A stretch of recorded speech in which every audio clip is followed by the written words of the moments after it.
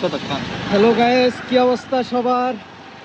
এখন আমরা একটু বের হয়েছিলাম দেখার জন্য পরিস্থিতি কি, ভিডিও টিডিও বানান যাবে কি না। এই যে দেখেন, আমরা ছাতিমাতি নিয়ে বের হয়েছি ভিডিও করার জন্য।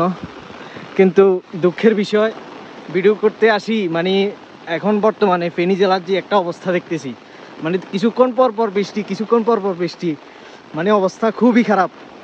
তো এইভাবে চলতে থাকলে আসলে আমাদের খুব শীঘ্রই আমরা আবার বন্যা দেখতে পাবো। তো সবাই আমাদের জন্য দোয়া করবেন অনেক অনেক বেশি। নিজুম দ্বীপের কথা বলে দেন না একটু। আর ভাই কি বলবেন, মানে কি পরিস্থিতি দেখতেছেন ফেনী জেলার এখন বর্তমানে? সংকেত অনুযায়ী হয়তো আমাদের ফেনী জেলা আবার বন্যা হবে, কিন্তু আলহামদুলিল্লাহ আমরা এখন অনেকটাই ভালো রয়েছি। কিন্তু হাতিয়া নিজুম দ্বীপের মানুষ কিন্তু ভালো নেই।